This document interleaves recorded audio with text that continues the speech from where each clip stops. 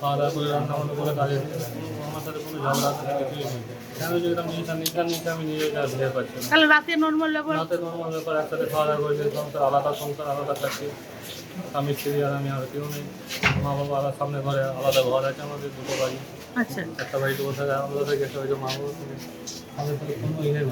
রাতে বেলা খাওয়া দাওয়া করে সকালবেলা কাজে গেছি, তারপরে ফোন আসছে এই ব্যাপার। মানে সকালে ঘটনাটা ঘটেছে? সকালে ফোন করলাম।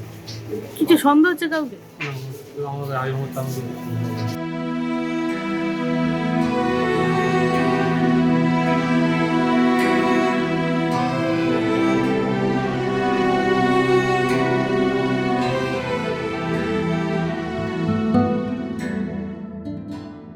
না জানলে পরে কেউ কি মরে, কেউ কি সুইসাইড করে না কি করে, কে মেরে দিয়েছে না ঠিক করেছে, তদন্ত করুন। না বলছি আপনাদের কি মনে হয় যে মেরে দিয়ে ঝুলিয়ে দিয়েছে দুজনকে? আপনার কি অনুমান? ওটা আমি কিছু বলতে পারবো না, তদন্ত যেরকম করে সেটা হবে। না মানে আপনারা কিরম খবর পেলেন, কি খবর পেয়েছেন? আমি মাঠে ছিলাম, মাঠ থেকে খবর পেয়েছি আমি। কে খবর দিয়েছে? জামাই? এখান থেকে লোক বলেছে এই ব্যাপার, জামাই ফোন করেছে। না বলছি আপনার মেয়ে এবং হচ্ছে গিয়ে ওর বাচ্চা একই দড়িতে ঝুলছিল? সেটা আমি জানি না, মানে আপনি কি শুনেছেন?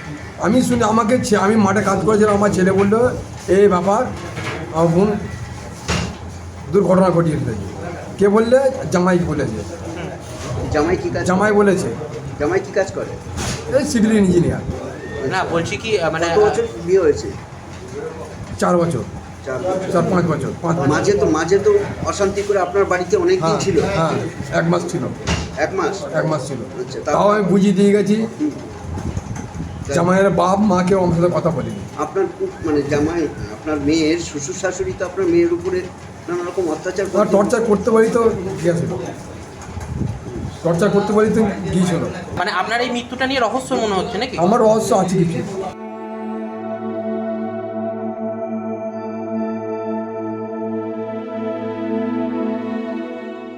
মহিলারা প্রথম চাকা ছিল, ছুটে গিয়ে দেখছি দরজা দেওয়া আছে, আর জানলা দিয়ে তো দেখা যাচ্ছে ঝুলন্ত অবস্থাতে সব আছে।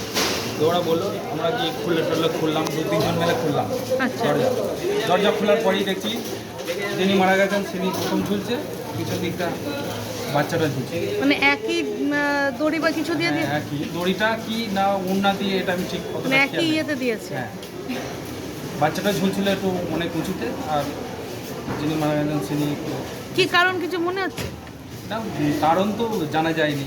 আজকেই ফোন করেছিলেন, এমনি কথা হলো যে ভাগনাটা খেলা করছে আর বোনটা খেলবে বা সেই সময় কিছু কথা হলো। তারপরে কি জানতে পারলে? হ্যাঁ, তারপরে জানতে কাউকে সন্দেহ করছে? মানে ওই ঘটনাটা কি, মানে অ্যাকচুয়ালি কি ঘটিয়েছে বলে আপনার মনে হচ্ছে?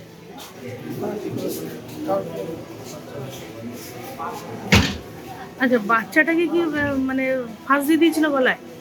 আমি তো ছিলাম না ওখানে। আপনি কি দেখলেন, কি শুনলেন? এসে মনপুর হসপিটালে আমি দেখলাম যে বাইরে এরকম